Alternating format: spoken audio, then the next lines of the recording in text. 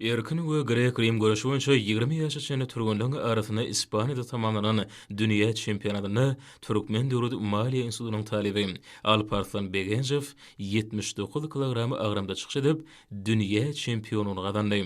Ýergilende aýsak iýleşmeden çykyş eden agramyna türgünliň 27-si öz aralaryna bäsleşdiler. Geljegine uly umyt bildirilýän türgünimiz erkin görüş boýunça ussatlygyň aňrybaş derejesini görkezdi.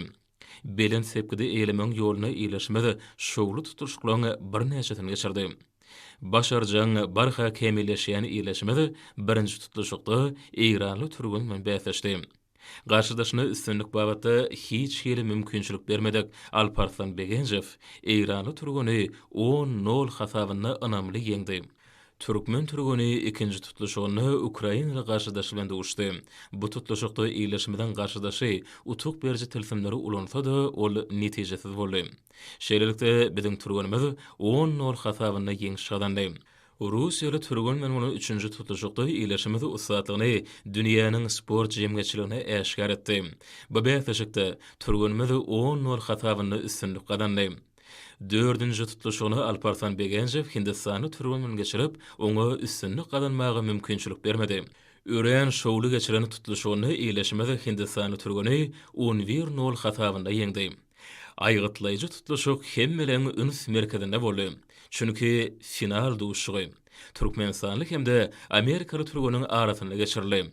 Bu duşuk dünýä çempionatyny ussatlyk bilen özüni tanadan Amerikaly türgüniň üstünlük gazanmagy bilen hyjygy oňjan köýerlerini uly anam döretdi. Halkara ýaşlaryna ýygydarly şowlu çykyş edýän türgünimiň aýgytlaýjy tutuluşykda özüne bolan anamy oňa güç kuwwat berdi. Bu duşuk tamamlanan dünýä çempionatynyň esaslarynyň biri boldy. Ören çekeleşik tutuluşykda iýleşmede Amerikanyň Birleşen Ştatlarynyň bolan garşydaşyny 5-0 hasabyna anamly ýeňmek başardy. Şeýlelikde 79 kg agramda çykyş eden Alparslan Begenjew birinji orna munasip bolup dünýä çempionuny eýredi. 46 döwletden 238 türgüniň gatnaşany dünýä çempionatyny iýleşmeden beren sepkide eýlemegi dünýä çempionuny gazanmagy hormatly prezident bilen hemde gahrman arkadamydan ýurdumyzda sporty ösürmek barada amala aşyrýan işleriniň ajaýyp meýwesi. Dünýä çempionatyny gazanlan üstünlük türkmen sportynyň halkary derejesindäki awraýyny artdyrdy. Munyň özi hormatly prezident bilen hemde gahrman arkadamydan sporty ösürmekde durmuşa geçirýän özgertmeleriniň öz boşly dawarlanmasy. Sport dostlugyň, hoşnýetli gatnaşyklaryň esasy guraly bolup durýar. Bu ýagdaýyň aýdyň ýüze çykmasyny dünýä çempionatynyň mysalynyň görmek boldy. Ýarışlarda ýeňiş gazanmak dürejlikli işlerine dawarlanmasy bilen berk baglanşyklydyr.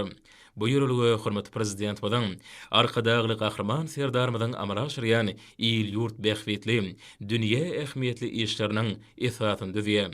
Türgünimiziň gazanan üstünligi garaşsyzlyk bayramyna öz boşly sowgatdyr.